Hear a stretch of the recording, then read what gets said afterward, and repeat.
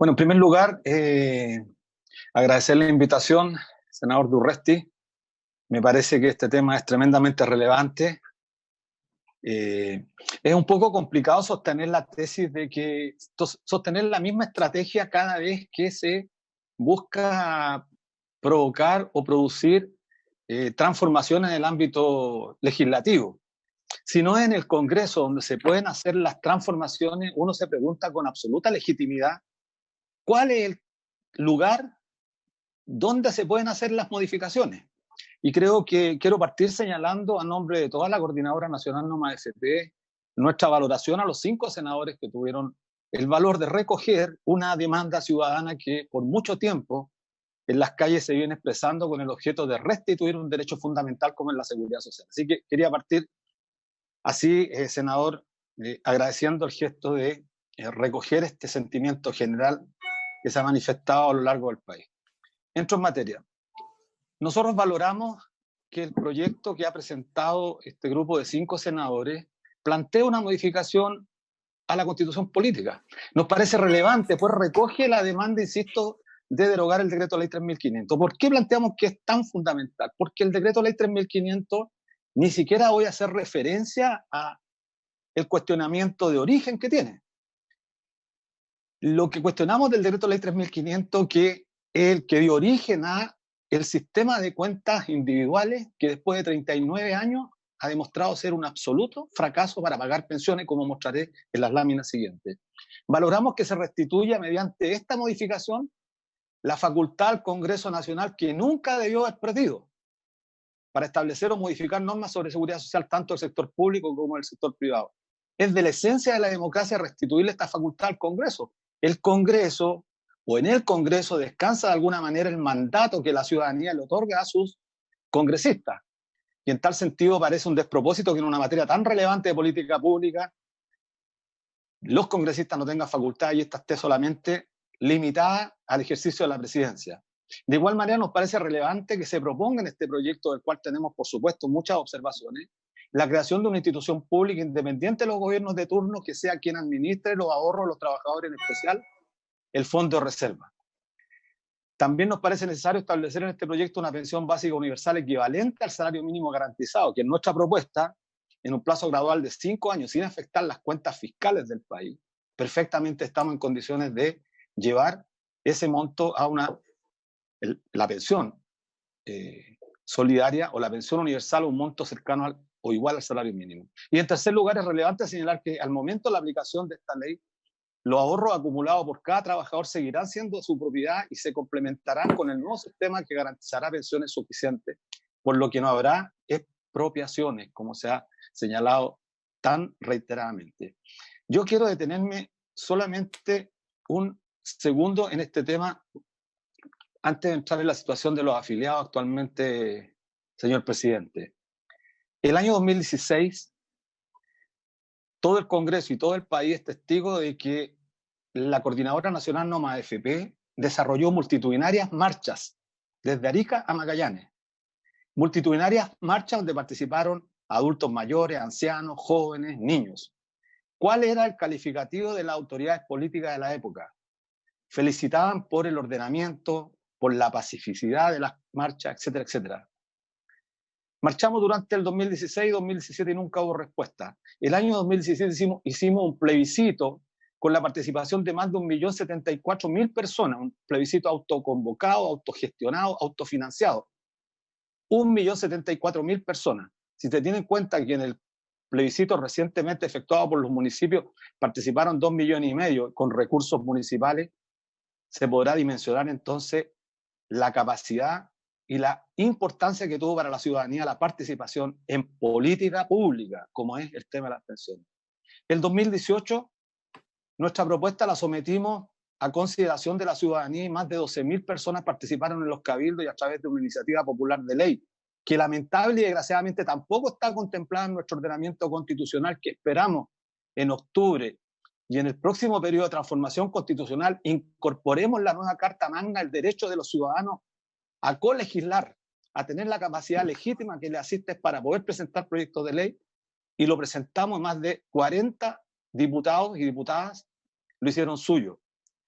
El año 2019, el año pasado, iniciamos a lo largo del país una iniciativa que la denominamos la estrategia judicial, recurriendo a protección por más de 23 pensionados con el objeto que se les restituyera parte de la propiedad que con tanta fuerza nos vienen diciendo durante 39 años que somos propietarios de nuestro ahorro. Bueno, en conclusión, todas las Cortes y el Tribunal Constitucional fueron categóricos. La propiedad de los trabajadores respecto a sus fondos de pensiones tiene un destino preciso y la ciudadanía entiende ese derecho a propiedad con letras chicas para los trabajadores y el derecho a propiedad con letra grande para los grandes potentados, para los grandes empresarios de este país. Usted verá entonces, señor presidente, que hemos hecho todo los esfuerzos del 2016, movilizaciones. Por eso valoramos el que hoy día se esté discutiendo en el marco constitucional, en la Comisión de Constitución, este tema que es absolutamente relevante. ¿Cuál es la situación de los afiliados actualmente? Durante el año 2019 se pensionaron 127.000 personas, el 50% de ellas logró autofinanciar una pensión inferior a los 49.000 pesos. Se dirá que la gente cotizó muy poco. Pues bien, veamos el siguiente caso. Quienes cotizaron entre 30 y 35 años, prácticamente toda una carrera, lograron autofinanciar una pensión menor a 234.000 pesos, lo que representa un 73% del salario mínimo, que actualmente está en 320.547 pesos. El 80% de las actuales pensiones son inferiores al salario mínimo. El 82,5% de las mujeres entre 56 y 60 años, es decir, próximas a pensionarse, tiene ahorro inferior a 30 millones de pesos, promedio, por lo que su pensión aproximada será de 129.000 pesos. Solo el 5% de los actuales afiliados al sistema tiene más de 100 millones de pesos y aspiran con ese monto de ahorro, según los indicadores, según los antecedentes que hay que tener en cuenta para calcular el monto de la pensión, alcanzarán una pensión promedio con ese ahorro de 450.000 pesos hacia abajo. La fuerza de trabajo está compuesta por poco más de 9 millones de trabajadores. El 70% gana menos de 550.000 pesos líquidos, por lo que seguir sosteniendo la tesis de que es con mayor ahorro cómo se pueden mejorar las pensiones, desconocer lo que efectivamente en nuestro país ocurre. Bueno, aquí presento una lámina del saldo de las cuentas individuales que es irrefutable. Y esto está hecho a datos del mes de marzo de este año. Las personas, hombres, mayores de 60 hasta 65 años, es decir, próximos a pensionarse, hasta 10 millones de pesos, el 28,8%, tiene ese monto en sus cuentas de ahorro. El 16,6% tiene hasta 20 millones y así sucesivamente. Si usted observa la lámina, se dará cuenta que el 74,9% tiene menos de 50 millones de pesos en sus cuentas de ahorro. ¿A qué aspiran con ese ahorro que han logrado acumular durante su vida activa? A pensiones que están por debajo de los 200.000 pesos. Es decir, un sistema que está absolutamente fracasado. En el caso de las mujeres, que es la próxima lámina, el caso de las mujeres, si es que la corren ahí, el 61,7% de las mujeres que tienen entre 55 y 60 años de edad tiene menos de 10 millones de pesos en sus cuentas de ahorro individual. Es decir, con eso no financian ni siquiera 40.000 pesos de pensión. Y si usted va sumando, el 89,7% de los actuales afiliados, mujeres, tiene menos de 50 millones de pesos. 89,7%. Este sistema, senador Durresti, solamente está hecho para un 5,3% según los datos que hemos actualizado durante el mes de marzo.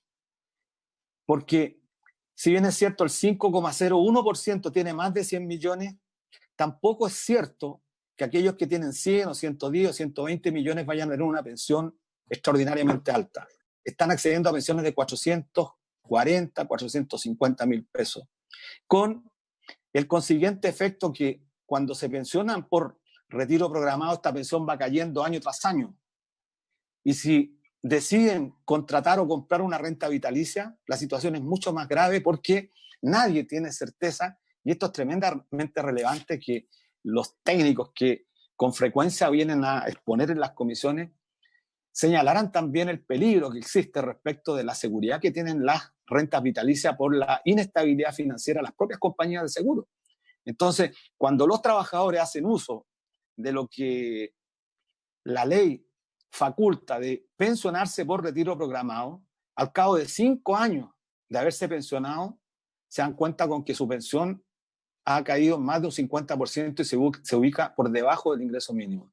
Es decir, los datos que el año 2014 la Comisión Bravo concluyó después de su estudio, que lo entregó el año 2015, cuando señalaba que de no mediar cambios estructurales, la Comisión Bravo, de no mediar cambios estructurales, más del 60% de las pensiones estarían por debajo del ingreso mínimo y más de un 40% bajo la línea de la pobreza. Bueno, se equivocó rotundamente, pues.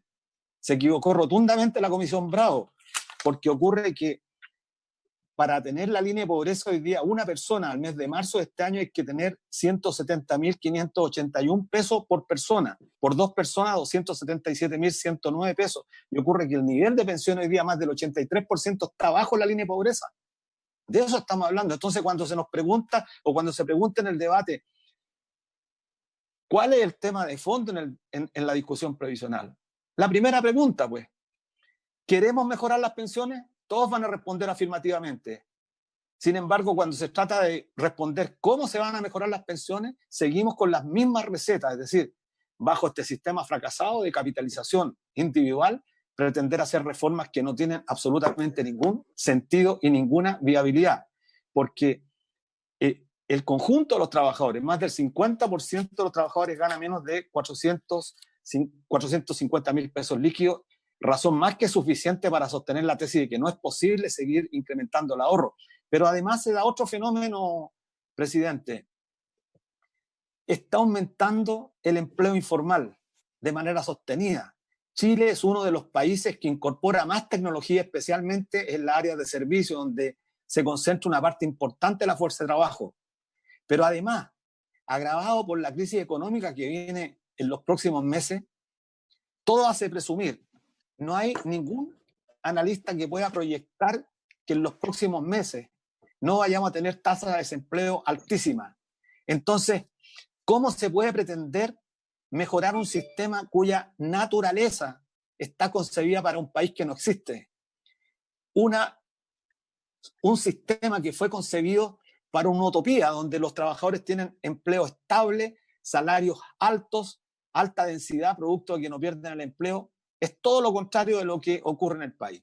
Y termino presentando una lámina que me parece relevante, que muestra a propósito de lo que dijo la ministra, de que el retorno de las rentabilidades había sido un promedio del 8%. Eso es efectivo, pero es relativo. Es relativo si usted mira ese cuadro que está hecho sobre la base de la rentabilidad de la superintendencia.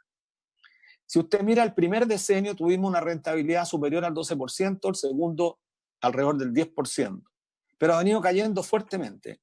Según los propios analistas, según el propio superintendente de pensiones, un punto menos de rentabilidad en 25 años implica un 20% menos de pensión. Por lo que uno podría inferir que aunque aumentemos en las cuentas individuales un 6%, al cabo de el año 2070, cuando se entre en régimen completo, es decir, en 50 años más, se podría dar la paradoja que los que se pensionen en el año 2070 con un 16% de contribución respecto de los que nos estamos pensionando en estos momentos con el 10%, tengan pensiones mucho más bajas. Y de eso no han podido responderlo porque no se puede responder, porque nadie puede garantizar cuáles van a ser las tasas de rentabilidad en los próximos años. Es más, este 4,8 que viene cayendo en el último decenio, es probable que siga cayendo. Mire, un solo dato. Nosotros teníamos 220.000 millones de dólares al año, a diciembre del año 2019. Al 14 de mayo de este año, 14 de mayo, los datos actualizados según la superintendencia, el valor del ahorro total nuestro está en 188.000 millones de dólares. Es decir, hemos perdido 32.000 millones de valor. Y ciertamente lo que dijo la ministra es efectivo. En el mes de abril hubo un pequeño repunte. En el mes de abril. Y ese repunte se produjo particularmente por ciertas expectativas que son propias de la especulación financiera. Pero en mayo ha vuelto a caer, salvo esta semana, que tuvo un pequeño repunte a partir de un anuncio que se había descubierto la vacuna. Es decir, el rebrote de las bolsas depende, estimado presidente, depende del comportamiento bursátil, depende de que el señor Donald Trump declare o no declare la guerra comercial a la República de China. De eso depende el futuro de los pensionados chilenos.